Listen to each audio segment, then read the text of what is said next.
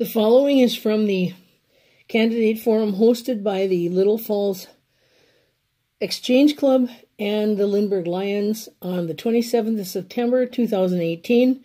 This is Mayor Greg Zelka, who has no ideas of his own, and in fact, toward the end of his speech, brags about stealing others' ideas. Take a listen.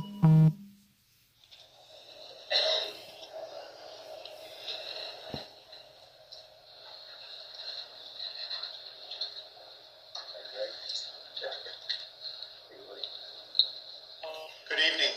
Thank you for this opportunity. I'm going to have to speak fast because I have a lot to say. I am a lifetime resident and graduate of Little Falls. My wife Wendy and I have been married for 26 years. I look at myself as a great collaborator. I spent 9 years on the school board, which I enjoyed dearly, and 2 years on city council and the last 4 years as mayor. Vision for the community, mine's a big one. And it's going to need my glasses, I bet. First of all, recruit and retain businesses and manufacturers. We've become the community of choice for different reasons. We have $500,000 that we received in payback from Larson. That was actually federal dollars. If we wouldn't have got those dollars and spent it, it would have went somewhere else. We have a shovel-ready site. We have fiber, water, and sewer out there, perfect for building. Also, are working together and collaborating. The city, community development, EDA, county, the state, the schools. We've accomplished a lot together. Not one of us can do it alone, but the collaboration has been great. The results have been Airborne, ABS, Wabash, Barrett Pet Foods, Centerpoint, Mid-State Level 4 Special Education building is going up by the old fairgrounds. And I'm on the board of directors of Sourcewell. We donated $5 million towards that. So there's some great things going on. There's an immense amount of job openings in this community, which is great, but we need to find a way to fill them for all of our employers to remain solvent. My next bullet point is workforce market rate housing. We have a need for that in our community, and we're overdue for another housing study. With these numerous job openings, obviously, we need places for them to live in our community. Presently, we're addressing these needs, meeting with planners and builders. Also, with that, daycare crisis. This is a statewide issue. We're talking with Gazilka and Krisha. John Rademacher and I have been to the state capitol numerous times. We've involved the providers, so we're not trying to take away jobs. We're trying to complement and make sure people have daycare available. When I hear that you have to plan to have a child to reserve a spot in daycare, I think that's crazy, but it's the hard truth.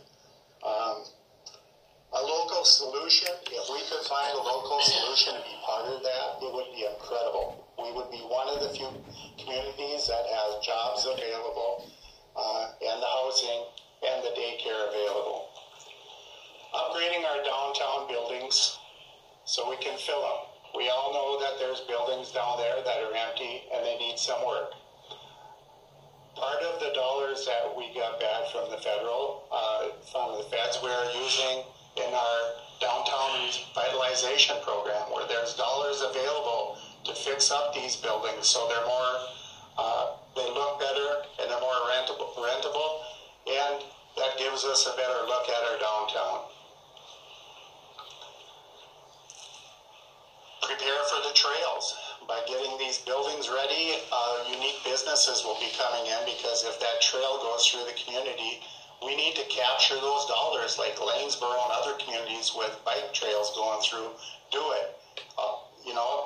New ideas aren't always the best ideas. I'm a strong believer in stealing them. We need to prepare for the possibility of a new bridge. There's been discussion of the bridge coming down behind the post office. It's been somewhat controversial because the downtown people people think it might adversely affect them. Well, there's plenty of communities you can look at, Stillwater, Park Rapids, where their main street is extremely vibrant because you don't have that merry-go-round to get on and off like we do in Little Falls right now. I think it would be very beneficial to our downtown. We could put angle parking in instead of the parallel parking, serve many, many more people downtown. And all the people that go through our downtown and cross the bridge, we would hope there's 13,000, and I believe the study shows that around 6,000 stay downtown. We could pull more from that.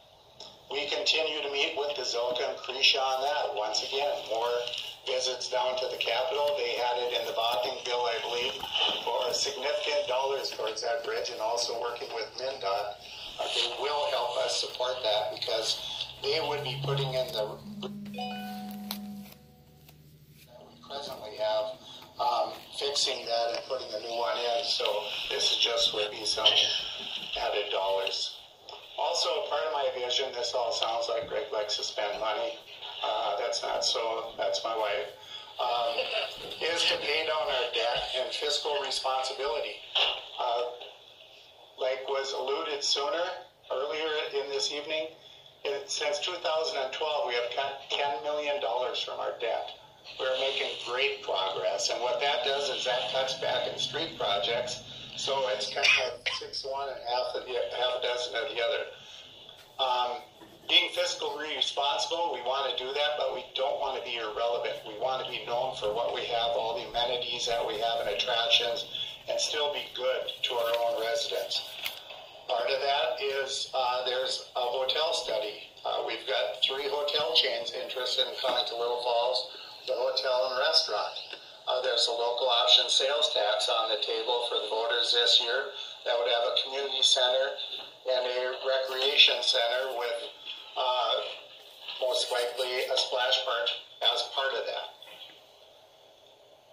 Okay, so as far as my top priorities, it's my vision. That should be my top priority. How do I foresee area service clubs assisting and moving forward and advancing our community? Keep doing what you're doing. The amount of things that we see the service clubs are involved in, I can't believe it's the same way in every community this size, but it's amazing. The Exchange Arena was mentioned when I was on the United Way Board of Directors, Imagination Library. Exchange Club was great supporters of that. Humane Society, flags, veterans, the Lions in the parks, Stanley Walensky Park and Shelter, Leader Dog for sight impaired, Flyer Pride Paths, robotics, so many things, and all of our service clubs and other clubs are doing many of the same. Kiwanis, Kiwanis Park, scholarships, many different things for schools, playground equipment. At Washington Playground, $48,000 of their dollars were spent on that. And Rotary, strong supporters of our veterans, with the McPhee stand down where they put out the barrels and businesses and they collect things to assist homeless and near homeless veterans. Another huge issue in our state and in our country. Dictionaries to all the 3rd graders in Morrison County. They adopt local families around Christmas to help them buy presents. Many other clubs and local businesses can't go without counting our local small businesses and large businesses. They're incredible, the amount of work that they do for our residents, our children, and our veterans. If you want to know about my personal profile, what I've been involved in, I'm part of 6 regional economic development committees, and I'm chair and vice chair on all of them. I'm involved with Beyond the Yellow Ribbon in Morrison County, strong believer in veterans. I never did serve. I think it's my duty to show them my appreciation by what I do in my life, and there should be a little profile on all of us coming up in the record soon, so if you have more interest, please read that. It's not an advertisement for the record, it's an advertisement for all of us. That's all I have. Once again, I'd appreciate your support and vote, not just for me, but all you do for our communities. Keep up the great work, and thank you, and have a great evening.